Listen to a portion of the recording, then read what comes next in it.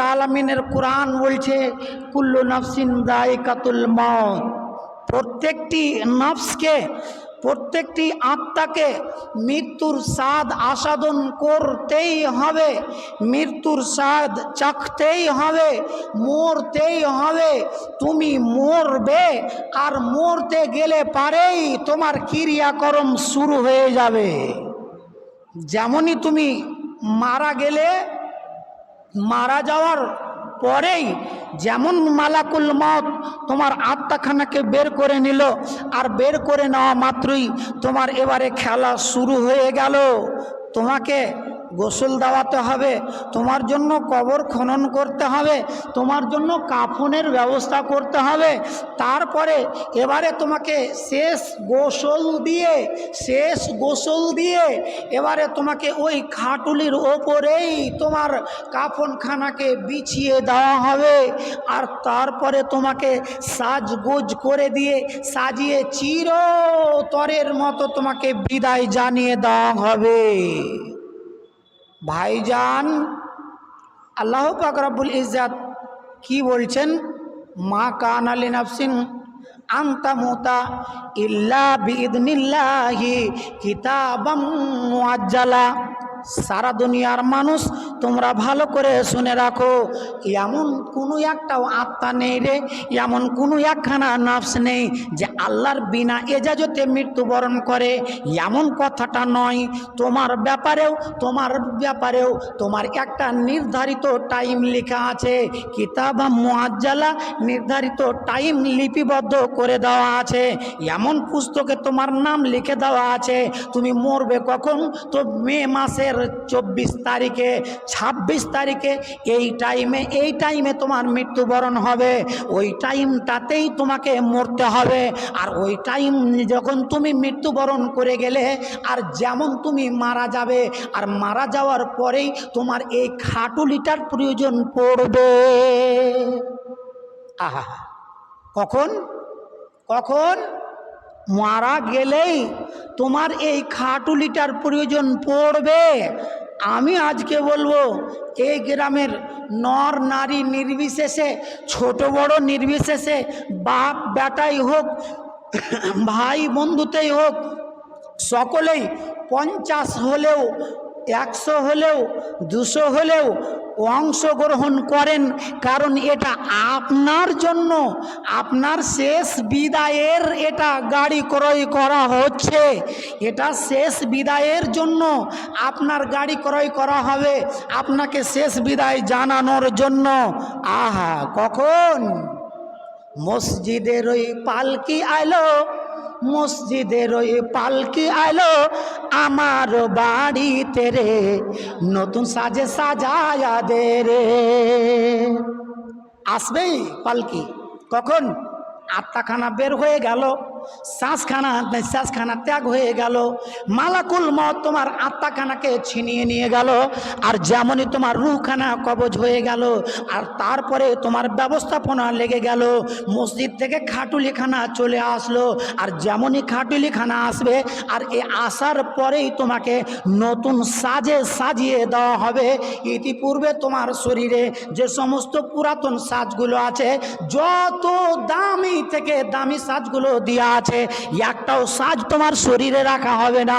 কোটি টাকার ড্রেস পরে আছো, লক্ষ টাকার ড্রেস পরে আছো, হাজারে হাজার টাকার ড্রেস পরে আছো, সবগুলোকেই তোমার খুলে নেওয়া হবে। আর খুলে নিয়ে তোমাকে আবার একখানা নতুন করে কাপড় পরিয়ে দেবে। কবি তাই বলছেন, মসজিদের ওই পালকি আলো, মসজিদের ওই পালকি আলো আমার বাড়িতে রে, নতুন সাজে সাজায়া দে রে। মসজিদের ওই পালকি আলো, মসজিদের ওই পালকি আলো আমার বাড়িতে রে, নতুন কাফনে সাজায়া দে রে।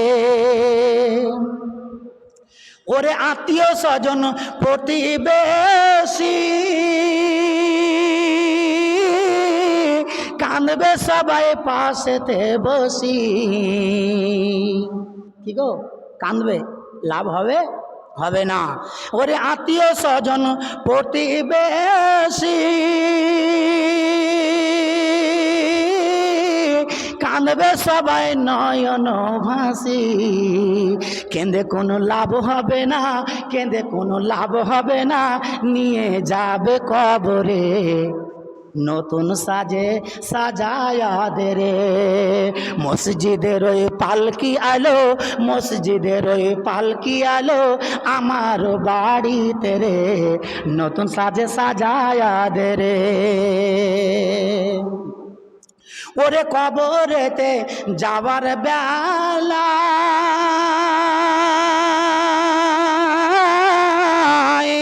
সঙ্গে আমার কেউ যাবে না রে, ওরে কবরেতে যাবার বেলা সঙ্গে আমার কেউ যাবে না রে।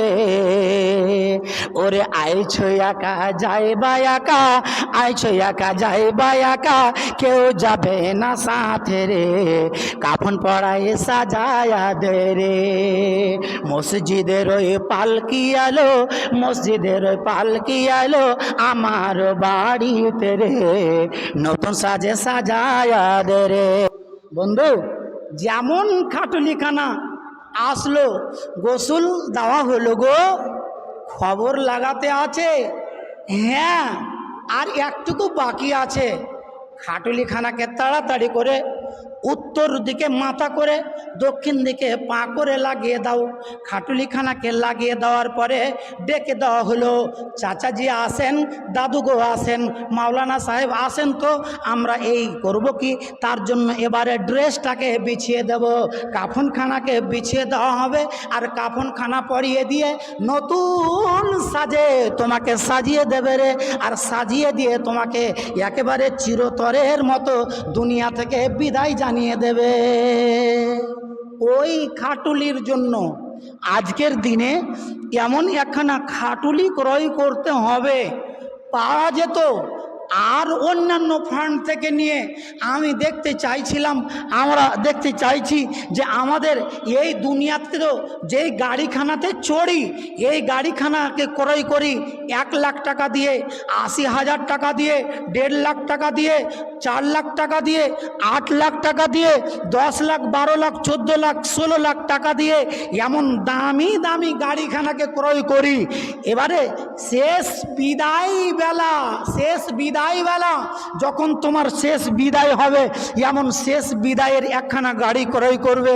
তার জন্য আজকে এমন এই মনিরামপুরের মাটি থেকে কে আছেন, এমন 20 জন যুবক, এমন 20 জন জওয়ানের দল, এমন 20 জন বন্ধু কে আছো গো, যারা আজকের দিনে এমন 500টি করে টাকা এবং 15 জন আসবে যারা 1000 করে টাকা আজকে এই আল্লাহর ঘরে এসে মসজিদে তোমার শেষ বহন, শেষ বিদায়ের পালকি, শেষ গাড়ি যাতে চড়ে তুমি কবর পর্যন্ত যাবে, এই গাড়িখানা ক্রয় করার জন্য আজকে 1000 টাকা লাগাতে পারবে না এমন কোনো মর্দে মুজাহিদ কে আছো গো?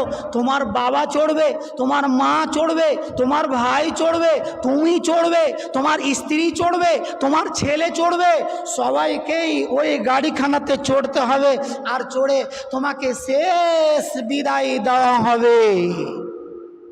শেষ বিদায়ের গাড়ি।